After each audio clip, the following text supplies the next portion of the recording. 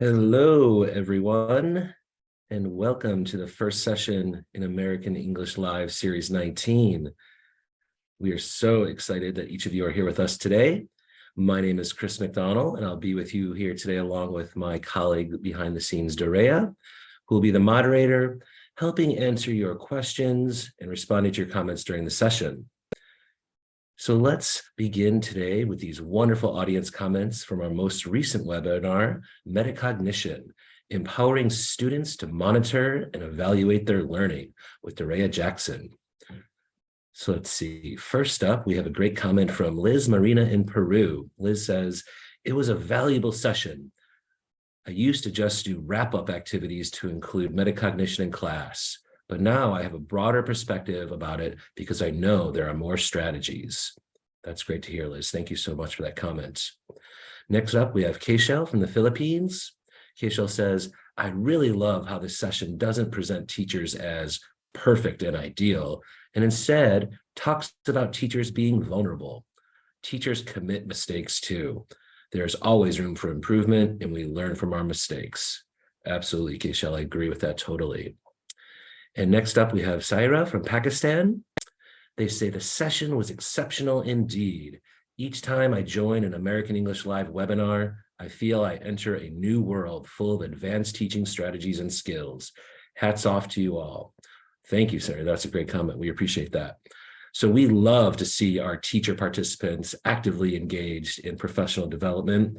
So please continue to share your thoughts about our webinars by offering feedback through the end of session quiz form or by emailing them to americanenglishwebinars@fhi360.org. We may feature one of your comments during the next session. So throughout Series 19, we'll be exploring a variety of strategies that help build academic skills for success in the EFL classroom. We hope that you are able to use the practical ideas that we share. Are you eagerly awaiting one of these sessions? Let us know in the chat. So here's what to expect today. This session will be about 60 minutes long. The presenter will present the material, and I, as your host, will ask questions and make comments too. But we really hope to hear from you, our wonderful audience, so that we can address your ideas and experiences. So please share your thoughts using the comments feature or chat box. And when our session comes to a close, you'll have an opportunity to receive a digital badge for your participation. At the end of the webinar, we will share a link in the comments. Please click on that link and complete a short quiz about today's session. You must answer 2 out of 3 multiple choice questions correctly. And once you have successfully passed the quiz, you can expect to get your badge via email within about a week. And before we begin, we want to let you know about one of our current massive open online courses, or MOOCs, Teaching English to Large Classes, or TELC, which is now open for registration. In this free course, participants will explore ways to increase student participation and learning, learn innovative classroom management techniques, and discover assessment and feedback approaches. And now for today's webinar, Active Learning Classroom Management, Routines, Relationships, and Recognizing Learning Differences. Classroom routines, relationship building, and differentiating instruction are prerequisites for a successful active learning classroom where students work collaboratively to explore and experience the target language. As educators embrace communicative active learning methodologies, so must our students learn how to behave differently in this new classroom setting. This webinar addresses the importance of creating an academically, socially, and emotionally safe space where students can take learning risks. This session will share examples and guidelines for developing classroom routines that create structure, grouping students for learning success, and modifying instructional activities to make them accessible to more learners. Participants will gain a variety of strategies to implement immediately in their classrooms.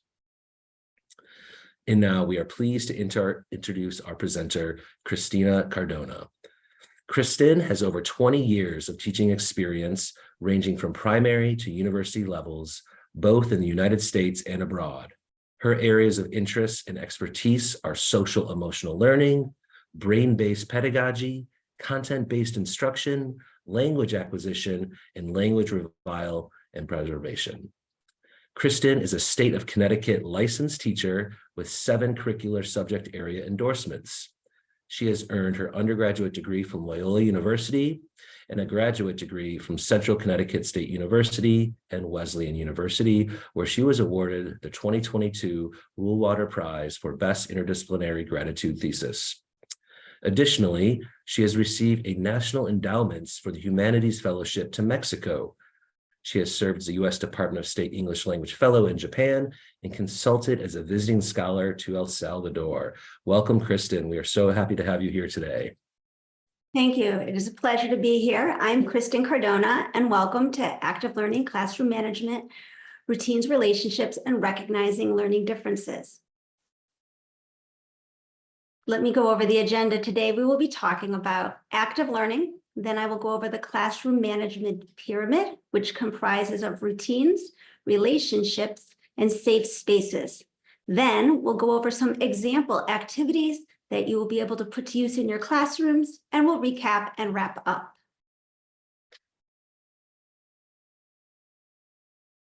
So we're all familiar with the traditional approach to teaching. This is lecture style. Many of us learned this way. The teacher does the majority of the talking, and the students do the majority of the listening. When we call on a student in a traditional classroom, we expect them to answer accurately. We're not as interested in communication, so the traditional approach values accuracy over fluency. Yeah, everybody. So what challenges does this approach have for the EFL classroom? We'd love to hear your responses in the chat, so let us know. Kristen just let us know that the traditional approach features lecture style, teaching talks, student listening, and values accuracy over fluency. So let us know, what do you think? What challenges does this approach have for the EFL classroom? We'd love to hear from you in the chat so we can read out your responses. Let's see, Kristen, we have some people commenting a lack of communication or students do not speak fluently. It sometimes can be boring for a lot of students, or perhaps classroom instruction can be a challenge, and students can't often share their ideas or thoughts, or students really just kind of dislike it, and it can be quite difficult to listen to a teacher for more than 20 minutes. And yeah, lots of great responses, everybody. We have another person saying there could be a difficulty, could be a lack of interactions between student and teachers, and that we can't really judge the ability of our students with this type of teaching. Lots of great responses, everybody. Thank you so much. Keep them coming throughout the webinar. Well, an alternative approach to the traditional classroom is active learning. Active learning is an approach to instruction that involves actively engaging students with the course material. Any learning activity in which the student participates or interacts with the learning process, as opposed to simply passively taking in the information, is active learning. In an active learning classroom, we will see a lot of dialogue, classes having discussions, small groups speaking together, and the teacher is doing a lot of listening and supporting the learners to help them communicate. The students are doing the talking. And in this classroom, we're valuing fluency over accuracy. Wow, Kristen, this sounds like learning more classroom management techniques would be beneficial to teachers. Yes, definitely. I think some examples of activities could be class discussions, smaller whole group, role playing, problem solving activities, such as giving students a budget to go grocery shopping or to plan a trip.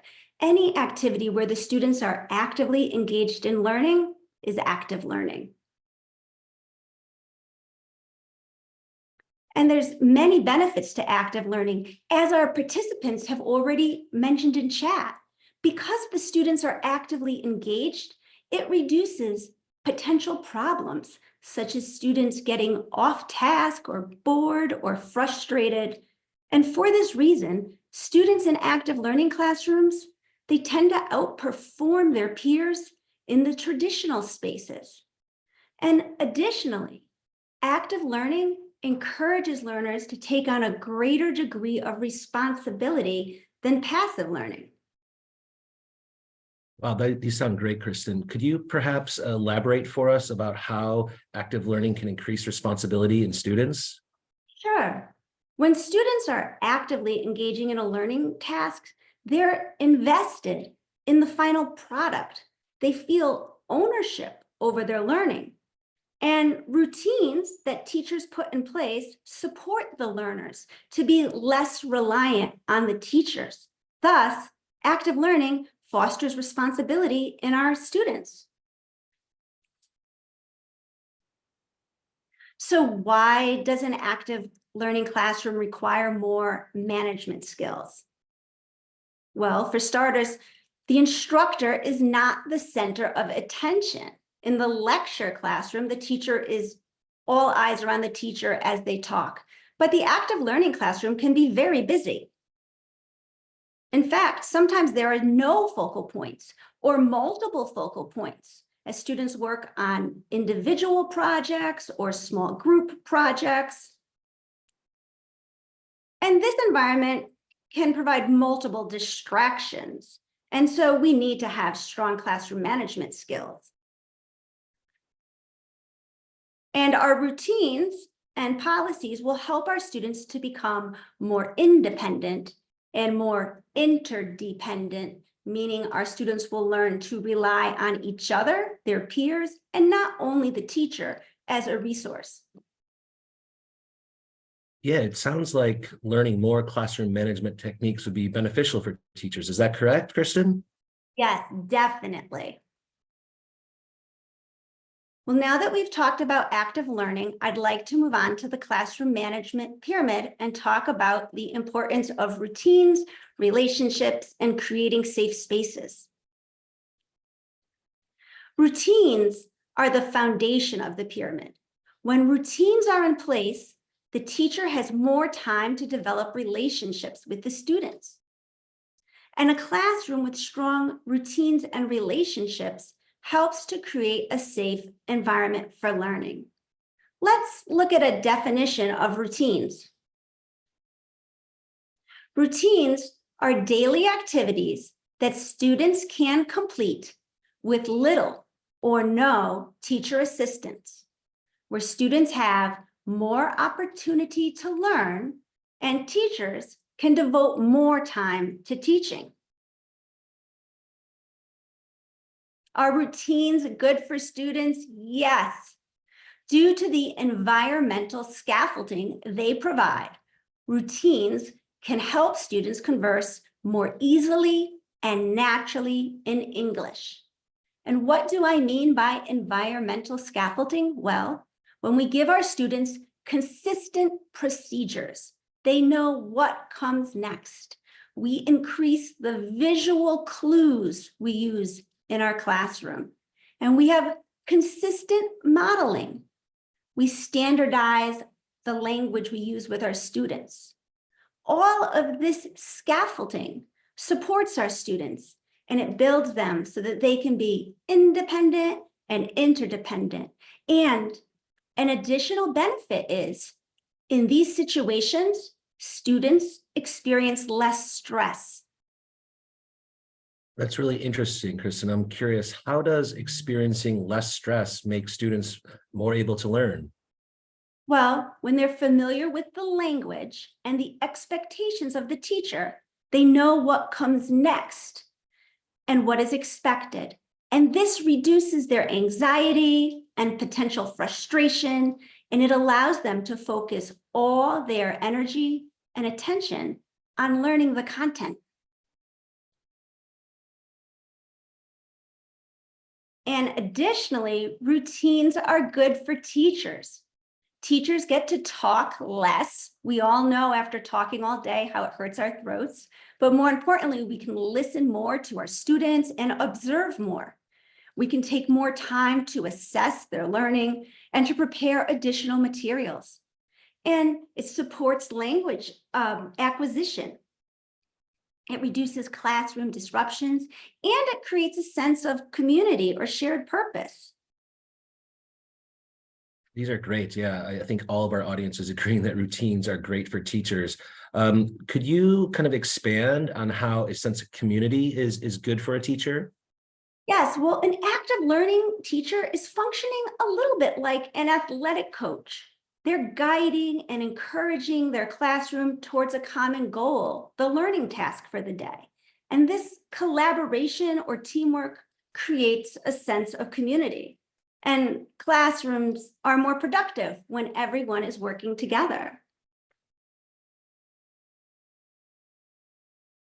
So that's great. That's wonderful. So now it's your turn, audience. We've got so many teachers out there. Kristen, everyone's super excited to be here. Lots of comments coming in. So we'd love to hear from you, our wonderful audience and teachers out there. What are some routines that you use in your classroom?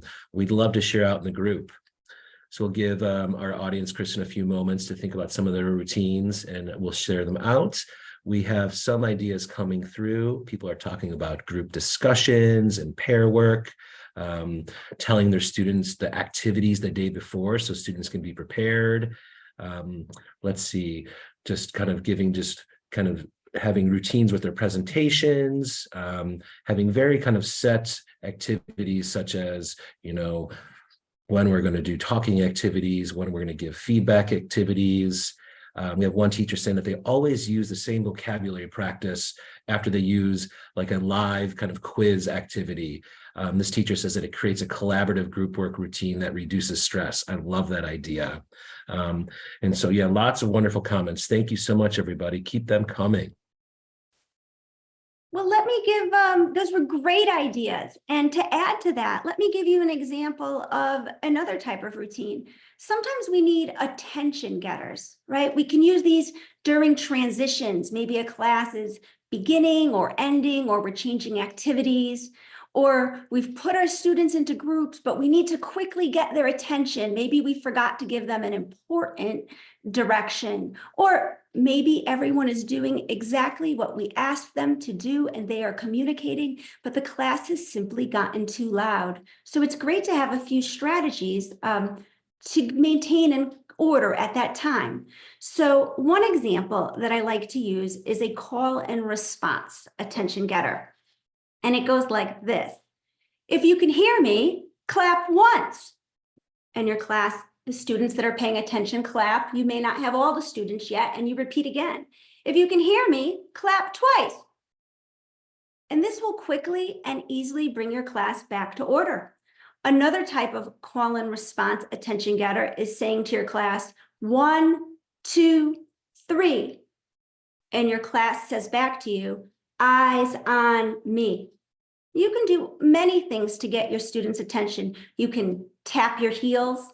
You could ring a bell. If you play an instrument, you could play a musical note. For those of you that are not musical like me, you could play a note on your cell phone, but literally anything that gets their attention quickly is a great attention getter routine.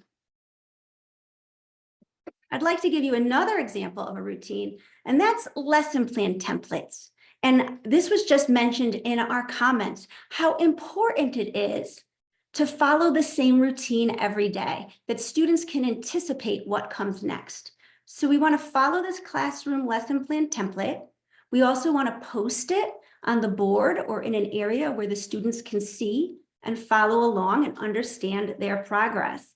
And we want to remember when writing this template and when talking about it with our students that we want to use standardized language. We want to pick carefully the words we say. And let me give you an example. If I say to my class, take out your homework.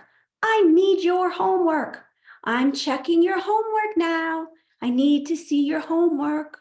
Put the homework on the desk. That's language overload.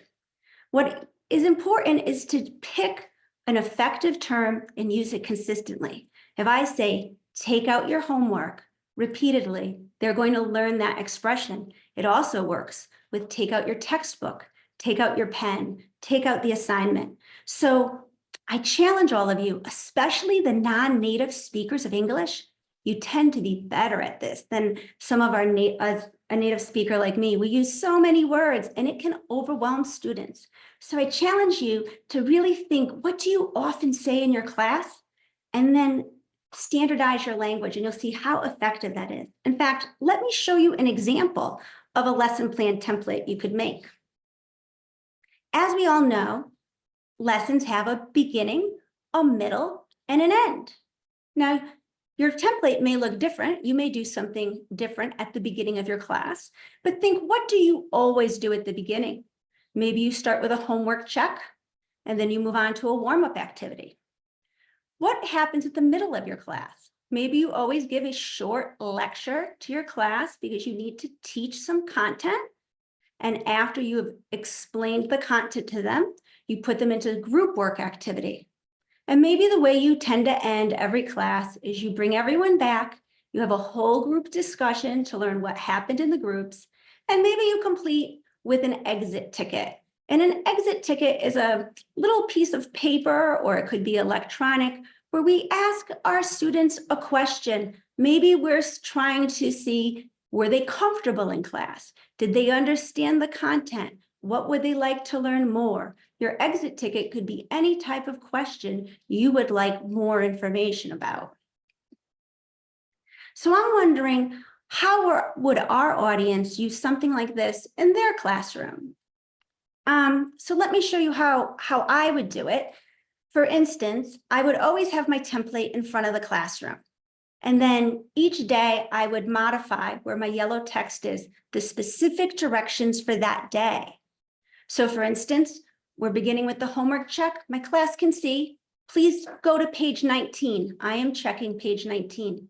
When they read warm-up activity, because I have trained them in routines, they know when they see pair and share that they are supposed to pull their desk next to the person they are sitting next to and answer the next 3 questions in the pair and share activity.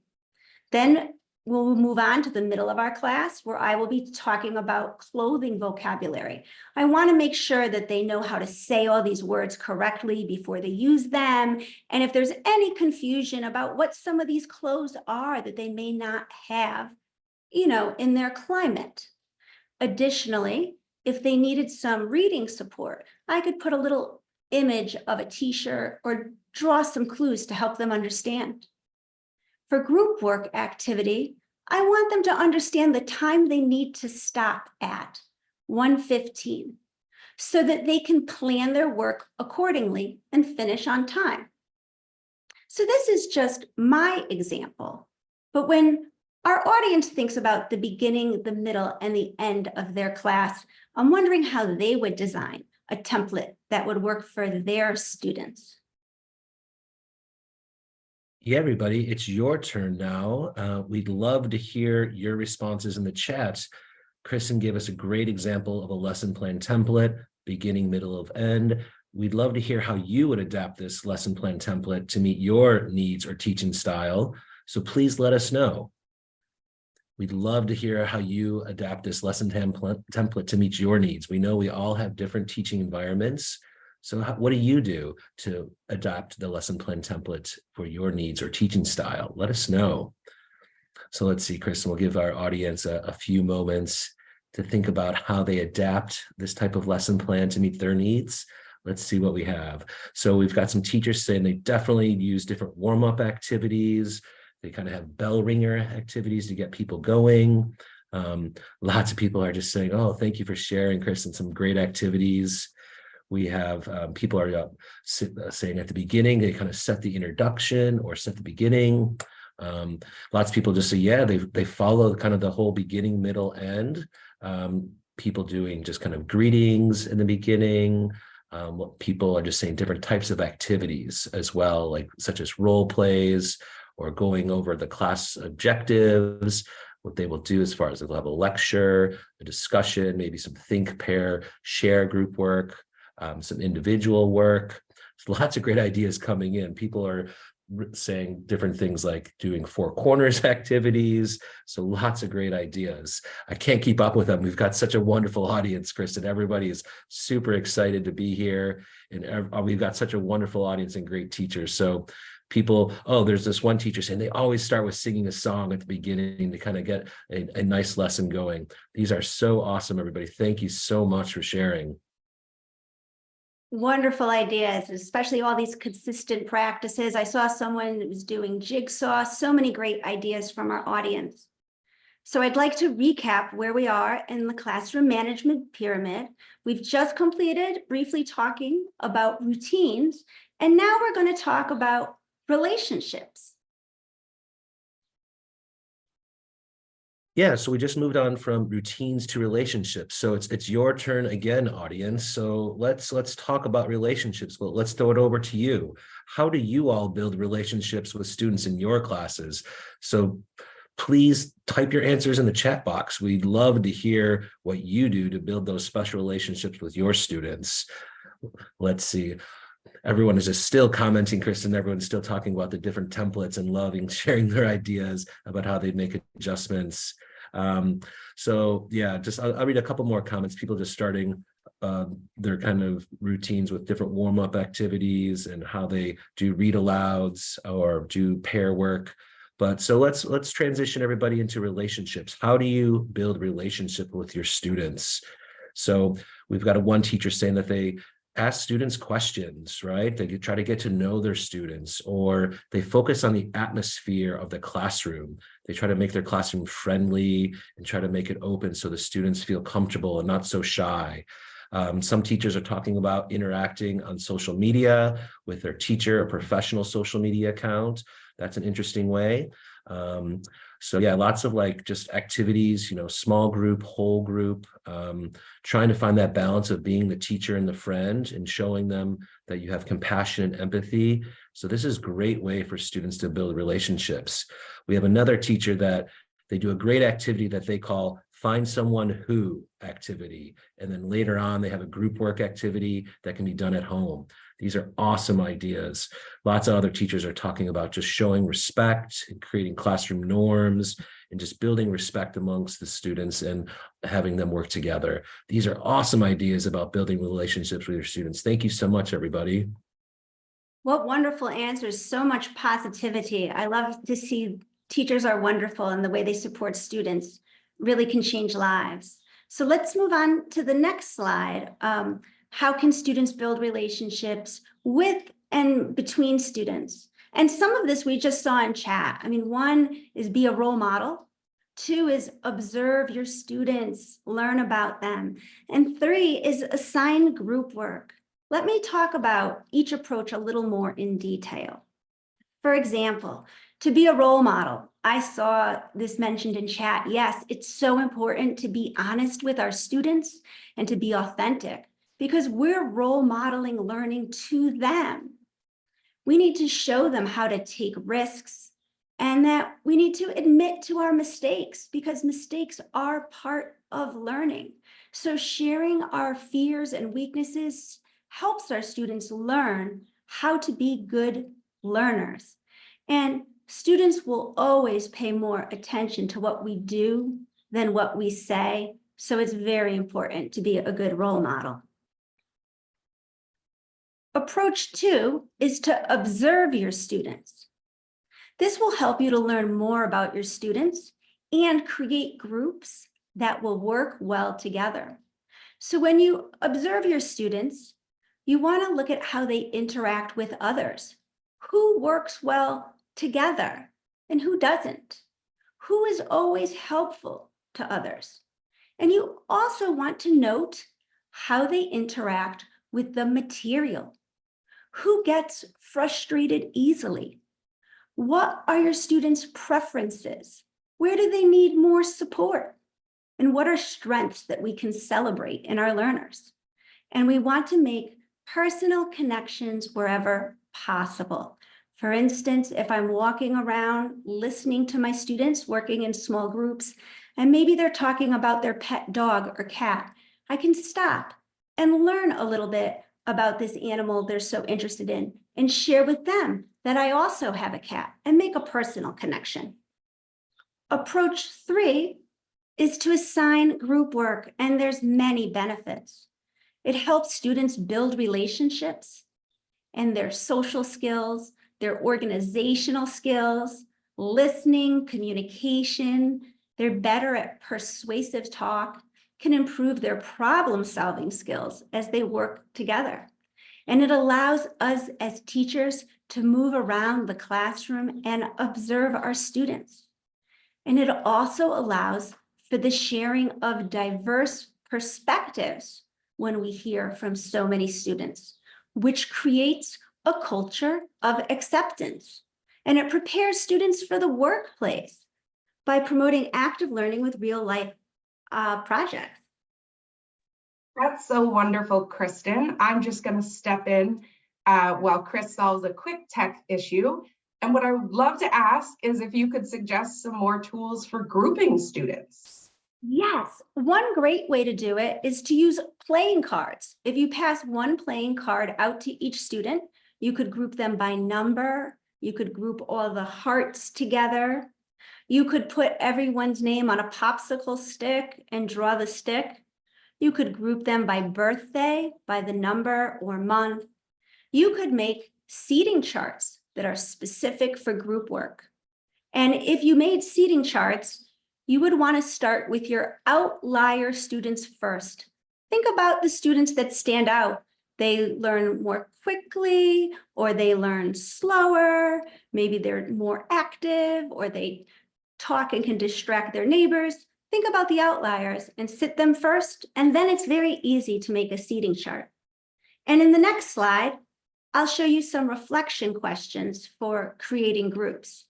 You want to use what you know from the relationships you've built with each student.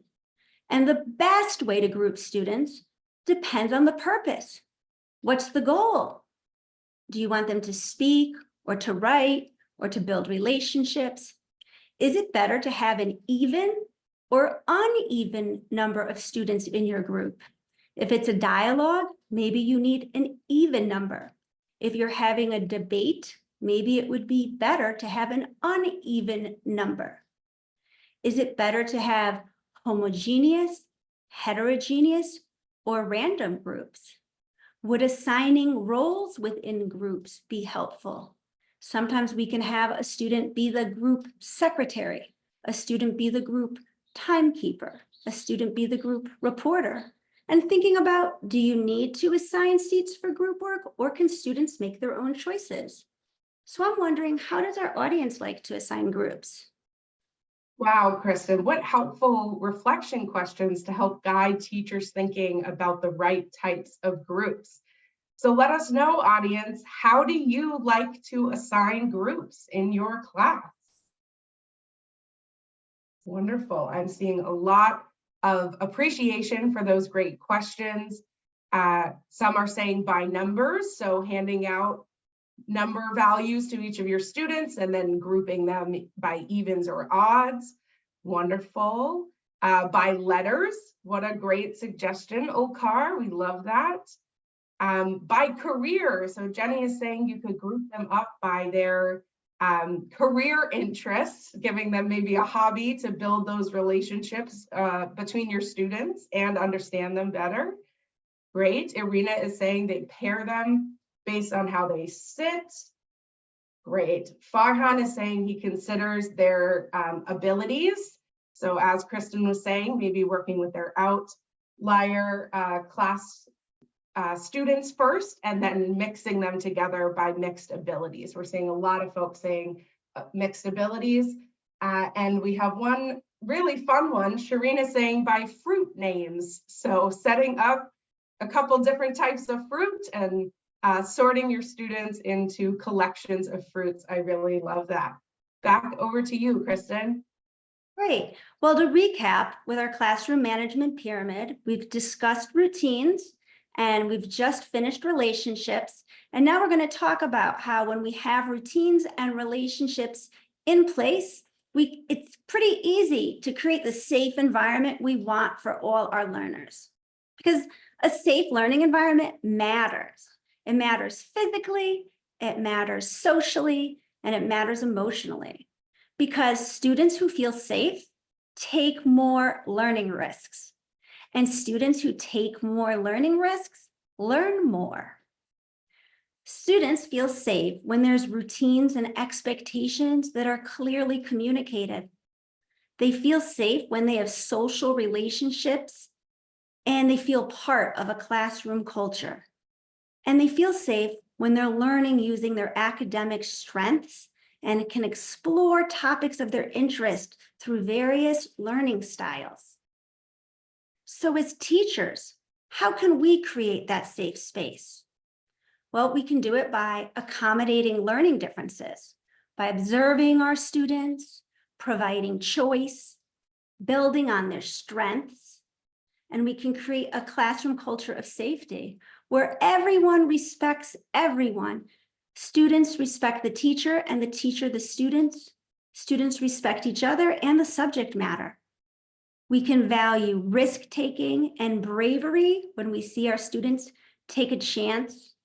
And we can value the thought process over the answer, complimenting a student who may have gotten the answer wrong, but has done a great job as a learner exploring and developing their thought, and we can encourage them that they're approaching the correct response.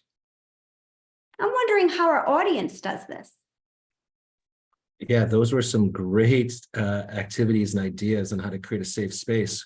But we'd love to hear from you, our wonderful audience. How do you guys create a safe learning space?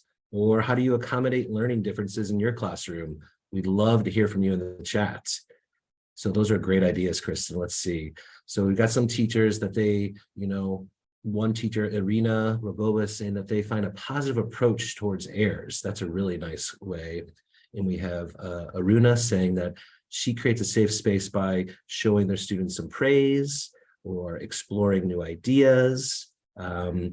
June Zhu saying that she creates peer tutoring groups. That's a lovely idea. I love that. And lots of people over on Facebook talking about they just tried different, setting up just, again, classroom norms and lowering the anxiety by motivating their students positively, showing compassion or fostering empathy by encouraging students to consider different perspectives and experiences. I love that. That's really nice.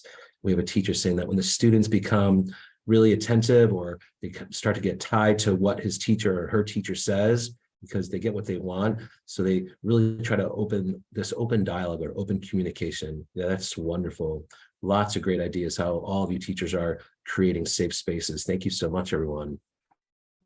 So just to recap, we've completed talking about our classroom management pyramid. We've discussed routines and relationships and a safe environment.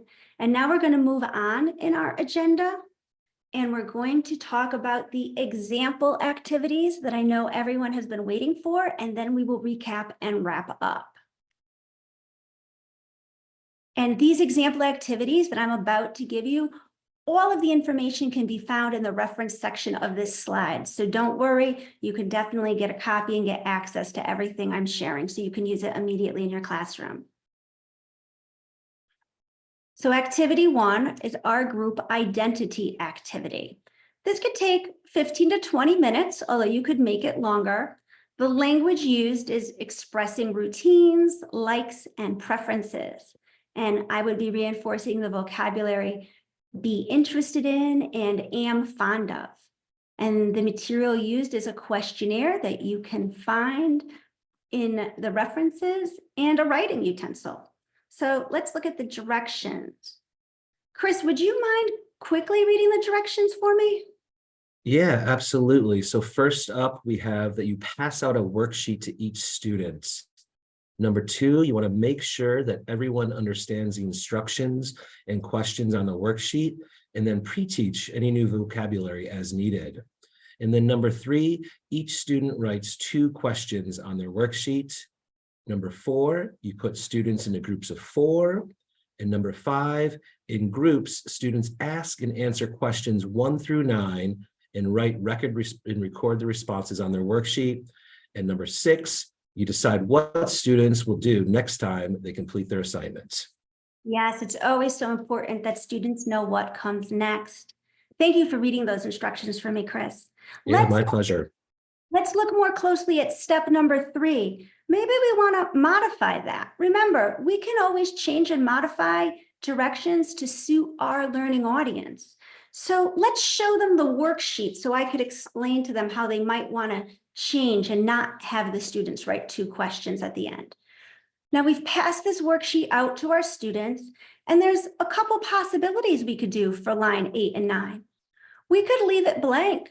Maybe we're not sure how long this activity will take, and we don't want to assign too much work. If we notice the students have time, we could then ask them to add in some questions. Maybe we want to align it with our textbook. We're going to move into a new chapter next, and we're going to give them the questions we'd like them to write for 8 and 9 that will align with the curriculum. Maybe we want each group to work together and come up with questions specific for their group. Yeah, Kristen, the final step in the directions was to tell the students what comes next. So what do you suggest? Well, I think that really depends on your objective. For instance, if you were working on writing, maybe you would want the students to take these one-word answers that they had filled into this chart and write them into full sentences or paragraphs. If your objective was speaking, maybe you want them to switch groups and interview new people. Or maybe you're going to move on to a completely different assignment because your objective has already been met. What's important is that students always know what to do next. The benefits are students are actively engaging and learning through a meaningful activity. And it supports a safe environment by acknowledging and embracing similarities and differences. It builds relationships with their peers, and it builds upon the classroom routines. So let me show you an extension activity that you might want to use. When they're done with the first worksheet, you could pass this out. Now, depending on what your goal is, you might use it differently. Maybe this is advanced English for your class, and maybe you are doing it to challenge your high learners, and you know that in the group setting, they can support the other students so everyone can participate. Maybe you want to quickly introduce a new concept, or maybe you have an advanced class and you want to focus on close listening and note-taking. So after the first worksheet, all of the groups shared with the class their group findings, and the class took notes. And now you have your students using their class notes to see, can anyone answer all these questions correctly? Or maybe you want to have a large group conversation and you're going to introduce the grammar concept, do you know? And they can walk around the class and ask their peers, do you know who has the longest name? Do you know who goes to bed the latest? And lastly, when thinking about extension activities, they don't always have to be done on the same day. Sometimes you can follow up the next class or on a different day to reinforce their learning and the routines. Some other extension activities for celebrating similarities and differences are having artistic students make a poster. Maybe musical students can come up with a group song that they like in English. Maybe the students have the ability to write a poem, or mathematical students could calculate the fraction and percentages of students that do certain things in their class. And this is up to you. You can group these students homogeneously, putting all the artists together, heterogeneously, having mixed groups, or you could simply let the students decide what they would like to do. I'm wondering how our audience would do this.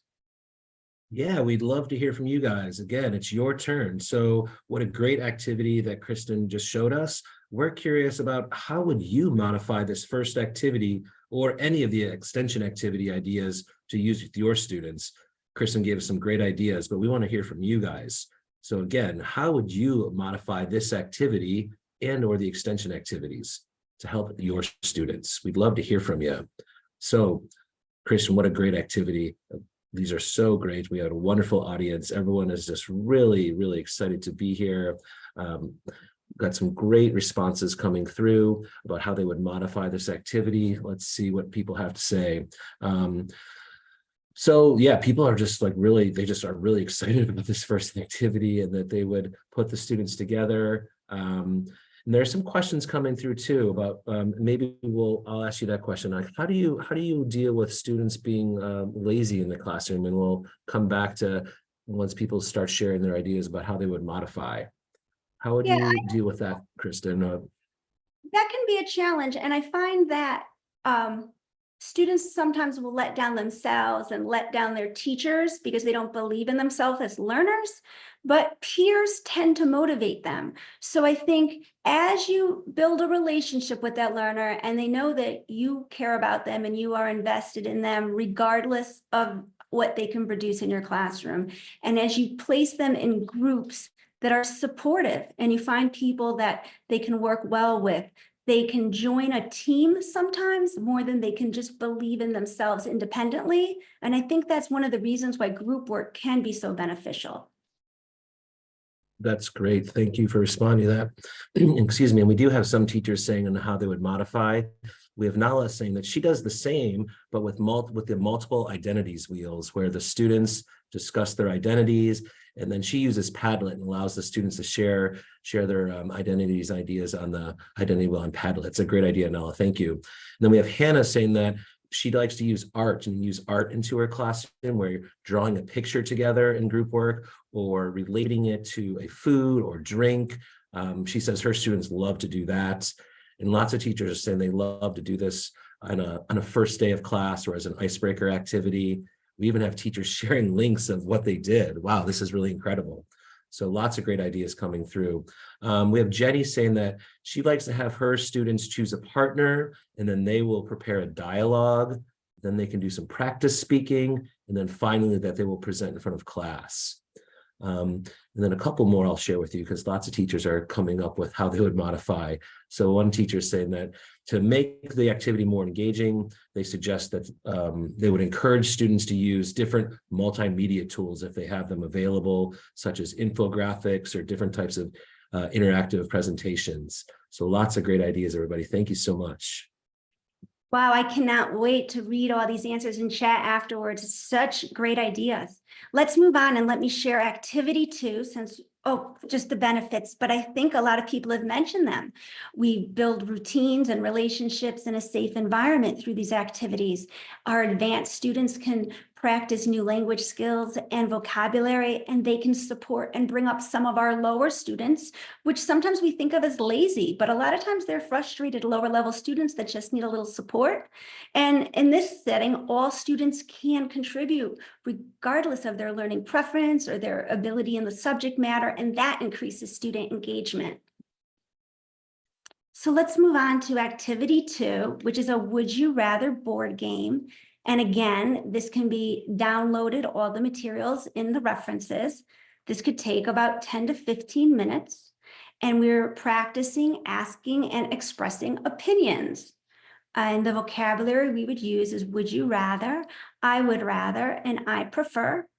And you would just need the game board that you can print off American English website, maybe dice or a dice simulator on your cell phone, and game pieces. Often I just have students use change from their pockets to mark their place on a game board. So let's go over the directions. Chris, would you mind reading them for me again? Yeah, absolutely. I love kind of using change too in the game. So here are the directions for would you rather, everybody. So number 1, you want to have students sit in groups of 3 to 4. Number 2, determine who goes first and whether the turns will progress clockwise or counterclockwise.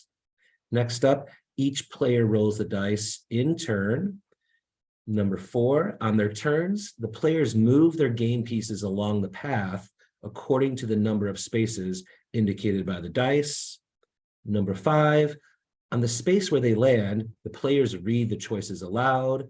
Number 6, the players select one of the possibilities and then say what they would rather be or do. and then the players should explain their choices. And number 7, the game continues until one or all of the players get to the finish space. Thank you. Would you like to play a few rounds of this game with me? Yeah, absolutely. Let's do it. All right. So, what are some of the icons there on the side? Can you explain some of those? Sure. So maybe some people are looking at this game board and saying, well, this is too advanced for my students. They don't know the vocabulary. How would I teach the routines? And so one way you could do it is a demonstration in front of the class, just like we're doing right now. As your class opens, you could project this on a screen or pass it out to them in an email or paper format and just play a couple rounds like you and I are going to right now to expose them to vocabulary like it's your turn, roll the dice, and to get familiar with some of the questions. And students will learn from that. And in the future, students could take over the role of teacher running this game as a class opener. They could translate for other students that need language help. And students can get very excited and very creative. And we have templates, just blank board games available that you can download and invite and challenge your students to make their own game boards. And then you'll know that they're right at your students' learning level because they made them. So Well, why that don't we sounds great. Would you like to, Yeah. oh, can our audience answer as well if they'd like in the chat? Yeah, absolutely. Of course, we love our audience interaction. All right. So do you want to go first or do you want me to go first, Kristen? I'll go first. Okay, I'm rolling a 1, so I'll move 1. Would I rather be a baker, a dentist, or an accountant? Well, I don't like math, and I do like to bake. I would like to be a baker. How about you, Chris? Yeah, I'm with you too. The dentist kind of scares me a little bit, and I do like some good bread. So I think I would definitely be a baker too. Excellent. It's your turn, Chris. All righty. So I'm going to roll the dice. Are we going to move along here? So I rolled the dice, and my question is, would I rather have a bird, a monkey, or a cat as a pet? Ooh, that's tricky. You know, I've recently been thinking about getting a pet, so I think I would rather have a pet as a cat. How about you? I have a pet cat and I love him, but I think it would be exciting to have a pet monkey. I wonder if anyone in our chat has a pet monkey. I'm so jealous. All right, It's Yeah. my turn. Let's see, I'll roll. What question will I land on? Would I rather visit the past or the future if I had a time machine? Oh, that's a difficult question. I think I would like to visit the past and meet my great, great, great, great grandparents. How about you? Yeah, I'm with you, Kristen. I too think I would like to visit the past too and go meet some of my ancestors as well. Absolutely. All right, it's your turn, Chris. All right, I'm using my digital dice here on my phone. Let's see what I get. It's rolling now, and I end up with, would I rather drink coffee, tea, or juice right now? Ooh, well, I could probably go for a glass of some orange juice. That sounds really refreshing to me right now. So I would like a glass of juice. How about you, Kristen? I prefer water. I always have water with me, Chris. Nice. That's great. Wonderful. I do always have water too. Maybe that's why I'd like some juice. Well, this has been so much fun. Let's ask a question just for our audience. Yeah, absolutely. And I just want to remind everybody that the link to the board games and these templates are available in Kristen's references, and they should be have shared in the chat as well. So be sure to check that out, and we'll be sharing the references here at the end. So let's see, everybody, let's play with you all. So it's your turn. So would you rather be able to fly or would you rather be invisible, and why? So let us know. While we give people a moment to let us know, would they rather fly or be invisible? Maybe we answer to give people some time. What would you rather be able to do, Kristen? Oh, Chris, I see so many people saying they would rather fly, and I would be scared. I am scared of heights. So just by default, I would rather be invisible than up in the sky. That makes me nervous. How about you? Well, I think I'd rather fly, and we've got some brave audience members too, because I'm seeing lots of people in the chat saying that they would rather be able to fly for sure. Seeing some really cool emojis of birds, and we do have one teacher saying that they would like to be invisible so that they could do play some practical jokes on people. And we've got a really nice comment too coming in saying that they love this game and that this game could help the shy students, students that maybe are hesitant with interacting, so that they can easily present their opinions and ideas. So that's great. And then we have another teacher saying that they would love to fly so they could travel to see the whole world. I love that. That's a great reason why they to be able to fly. So let's see. Yeah, lots of people are saying fly so they could travel all around the world and that they love traveling. Let's see. One person says that they would rather be invisible because it would allow them to go into more secretive places. Really interesting. Great responses, everybody. Thank you so much. Well, let's talk about the benefits of board games, because a lot of times people just think about their silly games, but real learning happens, right? The students learn routines, they build relationships, and like someone in the chat mentioned, it creates a safe environment where shy kids feel it's okay to take a chance and give an answer, because games are about risk. It's fine to get an answer wrong. So there's less pressure. And, we all feel safe in environments where we're having fun.